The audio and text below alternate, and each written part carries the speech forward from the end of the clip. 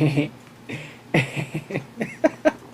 was going for like the cheesy fun intro there, but it just kind of looked creepy, especially me looking like the fugitive with his beanie, not so much the shirt. Anyway, now we're good. Someone complained about the lighting of my videos. Alright, so I had some things to review, and yeah, they're gonna be a lot of quick reviews because I've been meaning to post all these product reviews for a long time, but I just haven't because I've been really busy lately. Anyway, as you can see, these, oh gosh, too many. These are the cubes that I just received. So I'm going to go over them. These cubes are for Cube4you, actually. These are going to be quick reviews. I'm going to get them all done in one chunk, and then I'll make separate reviews for them whenever I have the time sometime, so they can be posted to the website. But as you can see, this looks just like a standard white tile cube, right? But it's not. It's actually a tile colored blind Sudoku cube. What? Blind, you say? Yes, of course blind. I said it, didn't I? No, joke. But yeah, see as you can see? See as you can see, as you can see as you can to see. Oh, wait, it's manual focus. Oh, I gotta turn that off. Yeah, see? Oh, I don't know I can get that high. Yeah, there you go. As you can see, there's 1 through 9 on each side. So technically, now you don't have to really worry about, you know, the color being solid black. Some people said they actually want to be able to solve it too, and that's solvable now. See, as you can see. And what's cool about it is now you could, you know, blind solve and try and do it by feel if you know Braille. Show you don't have to know Braille, but you could learn it. It's only 9 characters. It's pretty easy. A little bit tough though. You could learn it and you can try and blind solve, and then when you go to check it, at least you'll know if you're right or wrong because it's not solid black, like this one, which is actually being sold also. This is actually a 1 through 9 Sudoku blind cube also, but there's also a surprise. Check this out. So we are actually going to be making these with the 1 through 9 tiles, except we're only going to be using 1 through 6. See, this one is different. We had to kind of cut the tiles and glue them in place if they didn't sit right due to the tabs not being cut the right way.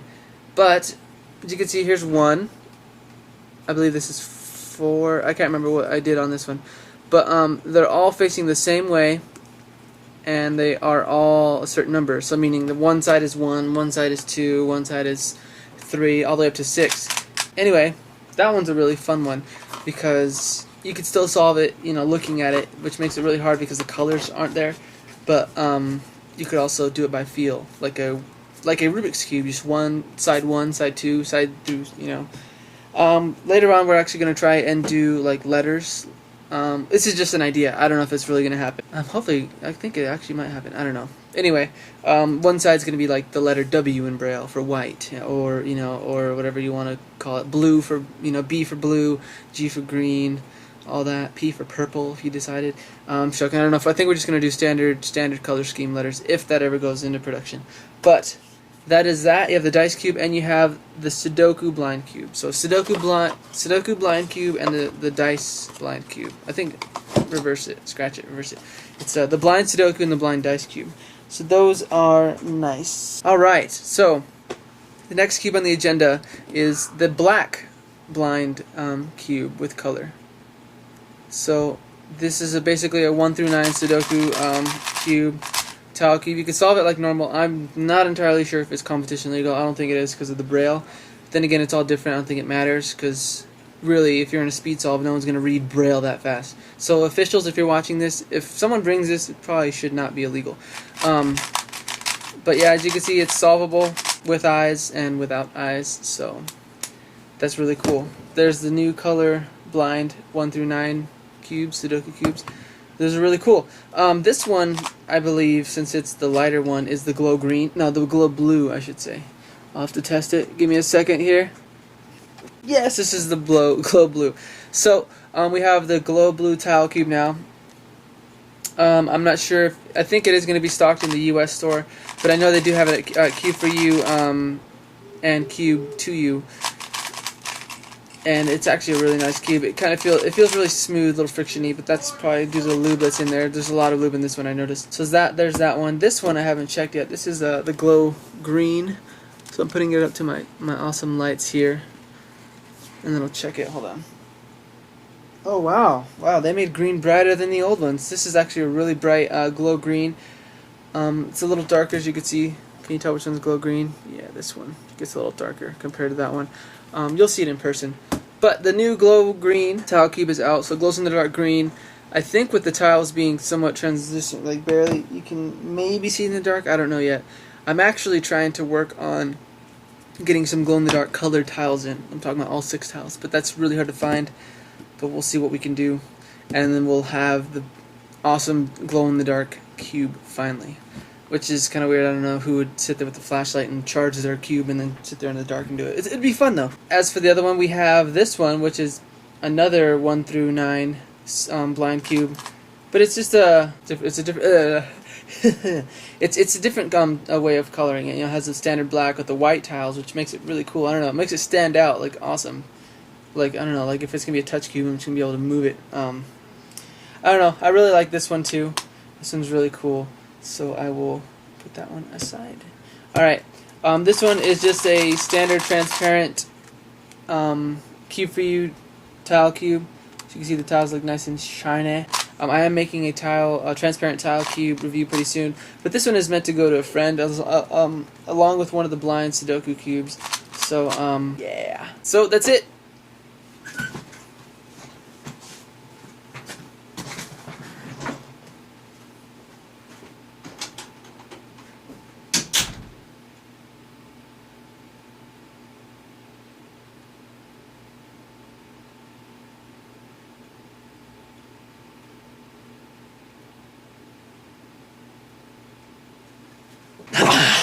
Just kidding. So I am actually putting I'm actually putting an in-depth review right now in the works. It's been in the works. I just haven't. I finished filming. I haven't edited it yet because I really need to get on it. I don't know. It's a mix of like being really busy with my shop and the free time I do have to edit videos. I get kind of lazy because I just want to relax after doing all the shop work. But I've been trying. I'm really trying. I'm trying to crank out everything that I need to be done. That needs to be done, like all my reviews and everything like that, before I go back to school here in a couple weeks. Because then college, the shop, and making videos all in one whole, like, in a week, that'd be tough. Anyway, okay, so it's Lubix Cube silicone lubricant. This is for a lot of different puzzles. It's basically like shock oil on steroids. I mean, it's really, really thick stuff, but it's not so thick like it's syrupy and sticky. You could have like a thick glob of it and it looks really thick, but then when you touch it with your fingers, it just feels like you're, you know what? Let's figure out. I'm gonna put some on my finger and we'll try and figure out what it feels like. Oh, this is such a big waste of lube. Why'd I do this? This amount of lube is enough lube to lube this whole pile of cubes here, if not more. I'm not even kidding. You need like a couple dabs here and there, and then I'm talking about like little dabs, like where you like, if you had like a little wet stick and then you just touch it and left a little tiny bit of watermark there, that's all you need to lube a cube. So this is a very thick glob, as you can see. It's a lot thicker than shock oil. It's like honey, and it's not sticky at all. It feels like, I don't know, just silky smooth. It's really hard to explain. I can't explain it. It's not thick. It's not sticky. It's just, once you touch it, it just spreads and it's completely smooth. So you know what? Just for the fun of it, I'm gonna lube my friend's cube with it. You get the special finger treatment. So basically, you just gotta rub it on here and here, and it's so thick, and it's such a pure form of silicone that actually what I'm spreading on here, which looks like it's very little because I already worked it into my finger, what I'm spreading here on only a couple pieces is enough to spread through the whole cube because it's pure silicone and it doesn't break down, and lube it extremely well. So if you guys are wondering about when this Lubix Cube review that I made is coming out, just wait for it, I guess. And when I get around to it, I'll put the review like here. So this is my blank spot, and we'll try and post it sometime. I'll leave a I'll make it say like Lubix Cube. There you go, and then I'll annotate it when it's done. See, it already makes this feel smooth. It's just ridiculous how well this stuff works. So anyway, go check this out. This is awesome lubricant. Lubixcube.com. Go check some out. Get some. Try it. It's really good on F2s. It keeps your cube really quiet. It's just like shock oil, but it performs so much better. It's like CRC that doesn't like end up breaking down. I don't know what the word is. I'm really tired. I have more cubes. I know. How much cubes do I have? How many cubes do I own? I don't know. You're gonna have to see my collection video, which is part of my 5,000 subscribers thank you video strand of videos I'm gonna be making. But I thank everyone. Thank all you new subscribers. You guys are awesome. Woo! But I wanted to do a quick review of some cubes here. This is actually the Type Q from speedcubeshop.com, and it's it's just awesome. It has the Rubik's logo, which is really weird, as a cap, but it just, I don't know what the word is. I don't know what to say. It feels like. It feels like a very loose. It feels like a Rubik's DIY hybrid, which if you've made a good one, then you know how good those are. It has good corner cutting. It's really loose. It feels loose, but it's, you know, like solid enough, and it has enough, just that slightest bit of friction that's enough to actually give it that control that you need. That's what the Type Q feels like. It's really, really good. I like it. It's actually a really good one-handed cube, by the way. Forgot to mention that. Alright, next cube is... Alright, the next one up is the Landland 2x3x3. This is the one that has springs, and oops, I haven't adjusted mine at all, but it still cuts corners really good. Yeah, I don't see why you need to cut corners that much on this one. Alright, so this is a good way to check the corner cutting on it. This is it. Not lubed, it's just coming stock. It's just really good. This one feels just like a speed cube would if you were just flicking the top, you know, like. This is the Guhong Lone Goose Cube. I'm not sure if I posted a review for this yet. This cube is ridiculous. I love this cube. This one was my main for a while, but then I went back to my old mains and I just can't decide. So I'm trying to stay away from it. But as you can see, it cuts corners really well, and then as for reverse corner cutting, which is going downwards, it still cuts through that as well too. So that way, if you had the very last algorithm and it's like, oh, you know, then you'd be good because it would cut through it. And that's due to the fact that it has these really insanely round internals. You can see that part right here. These round cutaways are what really allow you to do reverse corner cutting on these. So the Guhong is a really good cube. I like it a lot. But when you go back to it after getting used to your other cubes, it just feels like a normal cube. But besides the fact that it does reverse corner cut better than any cube I've owned. It's about half a cubey of reverse corner cutting, and regular corner cutting is definitely like I like to say, line to line. It'll eat through it like butter. So that's a really good cube. If you don't have one, definitely check one out. The last cube that I'm going to review, for real though this time, is the Edison cube, which is this is a black Edison cube. It's really crispy, I guess someone would say. It has that sound where it feels dense, but it's like a mix of like dense and crispy. But it's fast. I mean, this one responds to lube really well. You need to break it in. It flows really well. The structure inside, I think, is just like a standard cube, but for some reason, it's just put together so well where it has really good control. It's really fast, but you can also corner cut with it without any lockup. So that's really good.